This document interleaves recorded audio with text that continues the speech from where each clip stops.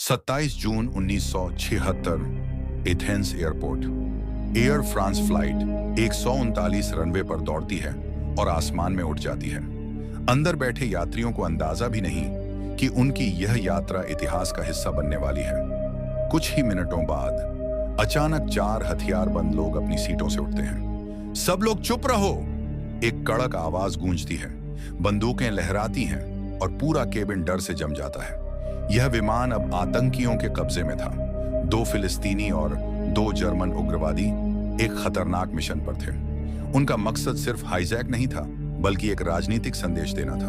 विमान को पहले लीबिया के बेंगाजी में उतारा जाता है। वहां कुछ देर रुकने के बाद इसे युगांडा के एंटेबे एयरपोर्ट की ओर मोड़ दिया जाता है। अब यह संकट और गहरा हो चुका था। एंटेबे पहुंचते ही एक चौंकाने वाली बात सामने आती है। युगांडा का तानाशाह ईदी अमीन खुद आतंकियों का समर्थन करता है। एयरपोर्ट का पुराना टर्मिनल अब एक जेल बन चुका था। बंधकों को अंदर लाया जाता है। थके हुए, डरे हुए लोग जमीन पर बैठाए जाते हैं। हर चेहरा अनिश्चितता और डर से भरा हुआ है। कोई धीरे धीरे रो रहा है, कोई चुपचाप बैठा है, और फिर सबसे खतरनाक फैसला लिया जाता है। आतंकवादी सभी यात्रियों को लाइन में खड़ा करते हैं और पासपोर्ट चेक करना शुरू करते हैं। इजरायली और यहूदी अलग खड़े हो जाओ। ये सुनते ही माहौल और भारी हो जाता है। परिवार टूटने लगते हैं। एक माँ अपने बेटे को छोड़ने से मना करती है, लेकिन उसे जबरदस्ती अलग किया जाता है। कुछ गैर इजरायली बंधकों को धीरे धीरे छोड़ दिया जाता है, लेकिन 100 से ज्यादा लोग अब भी वहीं कैद थे। वही लोग जिनकी किस्मत अब एक खतरनाक सौदे पर टिकी थी। आतंकियों ने साफ कह दिया, अगर इजराइल ने उनके 50 से ज्यादा साथियों को रिहा नहीं किया तो बंधकों को एक एक करके मार दिया जाएगा। समय तेजी से खत्म हो रहा था। हर गुजरता घंटा मौत को और करीब ला रहा था। दूसरी तरफ इजराइल में यह खबर बिजली की तरह फैल चुकी थी। हर घर में डर था, हर आंख में सवाल, क्या वे लोग वापस आएंगे या यह उनकी आखिरी यात्रा थी? इजराइल में हालात बेहद तनावपूर्ण थे। सरकार के कमरे में लगातार मीटिंग्स चल रही थी। एक तरफ दबाव था बंधकों को बचाने का, दूसरी तरफ खतरा। अगर आतंकियों की मांग मानी गई तो यह भविष्य में और हमलों को बढ़ावा देगा। प्रधानमंत्री और सैन्य अधिकारी आमने सामने बैठे थे। कमरे में सन्नाटा था।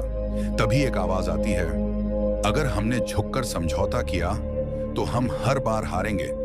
लेकिन दूसरा सवाल और भी बड़ा था, तो क्या हम अपने लोगों को मरने दें? यह फैसला आसान नहीं था।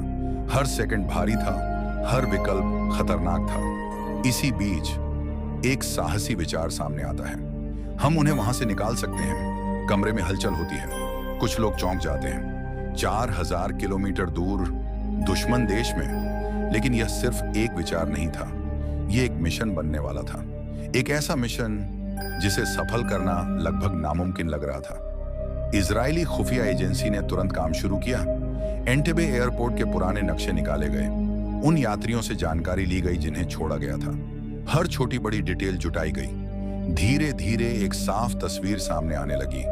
आतंकवादी कहाँ हैं, बंधक कहाँ बैठे हैं, गार्ड्स कितने हैं, सब कुछ समझा जाने लगा। अब जरूरत थी एक ऐसी टीम की जो इस असंभव मिशन को अंजाम दे सके।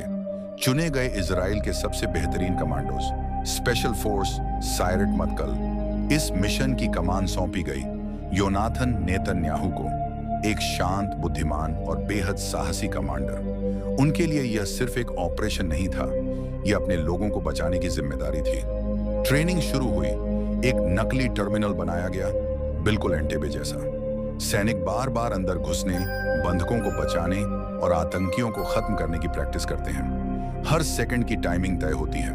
कौन पहले जाएगा, कौन कवर देगा, कौन बंधकों को बाहर निकालेगा, सब कुछ पहले से तय था। लेकिन फिर भी एक सवाल सबके दिमाग में था, क्या यह प्लान सच में काम करेगा या यह सब एक खतरनाक जुआ साबित होगा? सबसे बड़ी चुनौती थी एंटेबे तक पहुंचना। यह दूरी लगभग 4000 किलोमीटर थी और रास्ते में कई दुश्मन देशों की सीमाएं थीं। अगर जरा भी भनक लगती तो पूरा मिशन शुरू होने से पहले ही खत्म हो जाता। इजरायली वायुसेना ने एक साहसी योजना बनाई। 4 C-130 हरक्यूलिस विमान जो लंबी दूरी तय कर सकते थे और कम ऊंचाई पर उड़कर रडार से बच सकते थे। यही इस मिशन की रीढ़ बनने वाले थे। लेकिन सिर्फ वहां पहुंचना काफी नहीं था, एयरपोर्ट के अंदर घुसना सबसे बड़ा खतरा था। तभी एक चौंकाने वाला आइडिया सामने आया। ईदी अमीन की कार, एक काली मर्सिडीज, बिल्कुल वैसी ही जैसी युगांडा का राष्ट्रपति इस्तेमाल करता था। प्लान यह था कि कमांडोज उसी गाड़ी में एयरपोर्ट के अंदर प्रवेश करेंगे ताकि गार्ड्स को शक न हो। यह एक ऐसा दांव था जो या तो मिशन को आसान बना सकता था या पूरी तरह बर्बाद कर सकता था। 3 जुलाई 1976 रात का समय, चारों विमान अंधेरे में उड़ रहे थे। अंदर बैठे कमांडोज चुप थे, कोई बात नहीं कर रहा था, लेकिन हर दिल में तूफान चल रहा था। एक सैनिक धीरे से पूछता है, अगर हम वापस नहीं लौटे तो? कुछ पल के लिए सन्नाटा छा जाता है। योनातन नेतन्याहू जवाब देते हैं, तो कम से कम हम अपने लोगों के लिए लड़ते हुए मरेंगे। विमान नीचे उड़ रहे थे, समुद्र के ऊपर से, ताकि रडार उन्हें पकड़ न सके। हर मिनट जोखिम भरा था। घंटों की उड़ान के बाद आखिरकार एंटेबे एयरपोर्ट नजर आता है।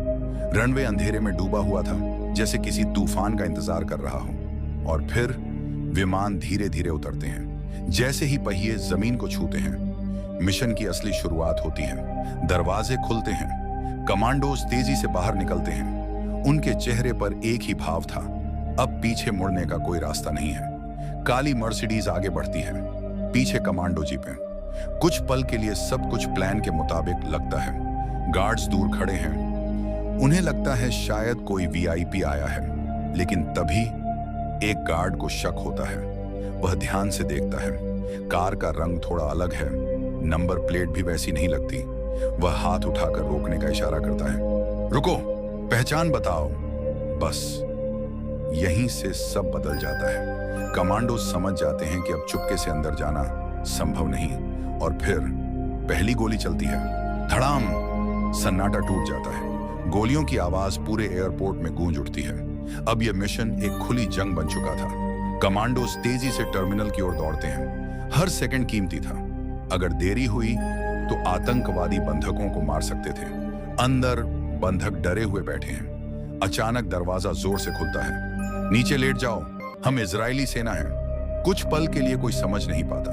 फिर अचानक गोलियों की बौछार शुरू होती है। आतंकवादी जवाबी फायरिंग करते हैं। कमांडोज एक एक करके आतंकियों को ढेर करते जाते हैं। कुछ ही मिनटों में मुख्य हॉल काबू में आ जाता है। लेकिन अफरा तफरी इतनी ज्यादा थी कि कुछ बंधक भी गोलीबारी में घायल हो जाते हैं। बाहर युगांडा के सैनिक सक्रिय हो चुके थे। एयरपोर्ट पर भारी फायरिंग शुरू हो जाती है। इजरायली कमांडोज तेजी से बंधकों को बाहर निकालते हैं और विमानों की ओर ले जाते हैं। हर तरफ धुआं, चीखें और दौड़ते कदमों की आवाज। तभी एक गोली चलती है और योनातन नेतन्याहू अचानक गिर जाते हैं। उनके साथी उन्हें पकड़ते हैं। सर उठिए, लेकिन वह गंभीर रूप से घायल थे। उनकी सांसें धीमी हो रही थीं, लेकिन उनकी आंखों में अभी भी वही आदेश था, मिशन पूरा करो। और फिर बिना समय गंवाए सैनिक आगे बढ़ते हैं, क्योंकि अब हर सेकंड जीवन और मौत के बीच खड़ा था।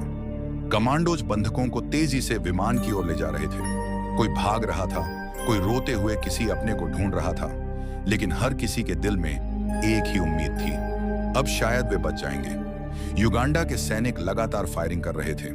गोलियां रनवे पर टकरा रही थीं, हवा में धुआं भर चुका था। इजरायली सैनिक जवाबी फायर करते हुए बंधकों को कवर दे रहे थे। आखिरकार एक एक करके सभी बंधकों को हरक्यूलिस विमानों में चढ़ाया जाता है। इंजन पहले से चालू थे, बस उड़ान का इंतजार था। और फिर विमान रनवे पर दौड़ता है। कुछ सेकंड जो जैसे रुक गए हों, और फिर विमान हवा में उड़ जाता है। एंटेबे पीछे छूट जाता है। अंदर लोग एक दूसरे को देख रहे हैं, कुछ रो रहे हैं, कुछ चुप हैं, लेकिन अब उनके चेहरों पर डर नहीं, राहत है। इस ऑपरेशन में 100 से ज्यादा बंधकों को सुरक्षित बचा लिया गया। कुछ लोग घायल हुए, 3 बंधकों की मौत भी हुई, लेकिन ज्यादातर लोग जिंदा वापस लौटे। हालांकि इस जीत की कीमत भी चुकानी पड़ी। योनाथन नेतन्याहू, जो इस मिशन के लीडर थे, वह वापस नहीं लौट सके।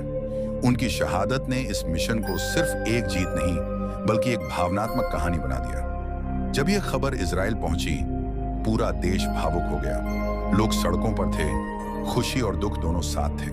दुनिया हैरान थी, कैसे एक देश ने हजारों किलोमीटर दूर जाकर इतना सटीक और साहसी ऑपरेशन किया। ऑपरेशन एंटेबे अब सिर्फ एक मिशन नहीं था, ये एक संदेश था कि अगर इरादा मजबूत हो तो दूरी, डर और खतरा सब छोटे पड़ जाते हैं। और उस रात एंटेबे की जमीन पर सिर्फ गोलियां नहीं चली थीं, बल्कि इतिहास लिखा गया था।